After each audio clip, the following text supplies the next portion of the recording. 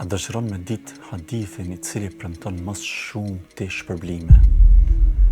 Për këtë hadith, kanë thonë dietarët se nuk ka hadith që premton më shumë sevap e shpërblim se sa ky hadith.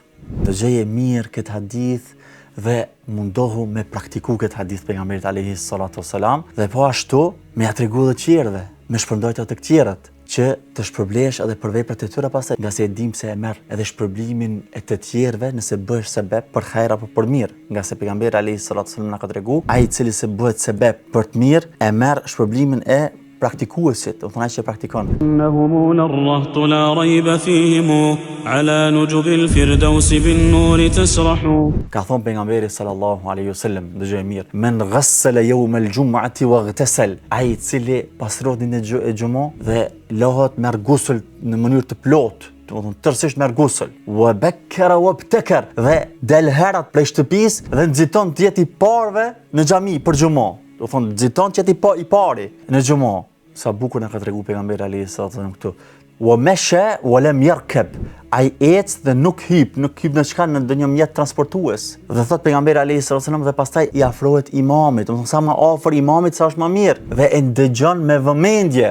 Ndëgjon çka? Ndëgjon hutbën e imamit me vëmendje. Wa lam yalghu dhe nuk merret me ndonjë vepër të kotë. Kjo është shumë e rëndësishme. Ditë sotit fatkeqësisht është shumë e përhapur që shumë njerëz e nxjerrin telefonin edhe gjatë hutbës e marrin telefonin edhe shikojnë telefon. Me këtë vepër e asgjëson shpërblimin.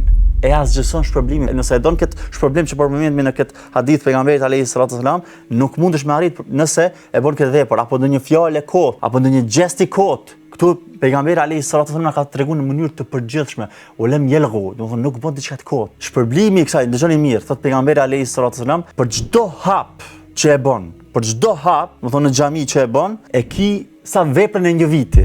Veprën e një viti, shpërblimin e agjërimit dhe të namazit të atij viti. Subhanallah.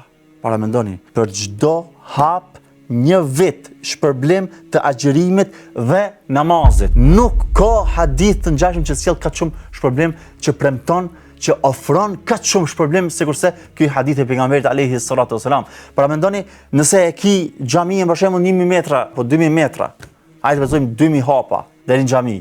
Fiton shpërblimin e 2000 viteve agjërim dhe namaz. E më interesantja këtu se nëse bëhesh sebeb, që isha përmenda në fillim, që edhe të tjerë pastaj të ndjekin ty, që ja tregojsh këtë hadith, ti mësojsh, edhe të tjerë pastaj të vinë me ty apo të pasojnë ty në këtë, e merr shpërblimin e atyre sepse ti je bo sebeb, sepse ti je bo sebeb. Pra në ditën e xhumë, pastrohu, shko herët në xhami, shkon kom në xhami, mos hyp në një mjet transportues, sa më afër imamit, dëgjoj me vëmendje imamin, mos bëj ndonjë vepër të kotë, mos e merr telefonin, mos fol doni fjalë dhe me lena Allah Azza wa Jall e arrit këtë problem. Alhamdulillahi rabbil alamin. Wassalamu alaikum wa rahmatullah. إنهم الرهط لا ريب فيهم على نجب الفردوس بالنور تسرح.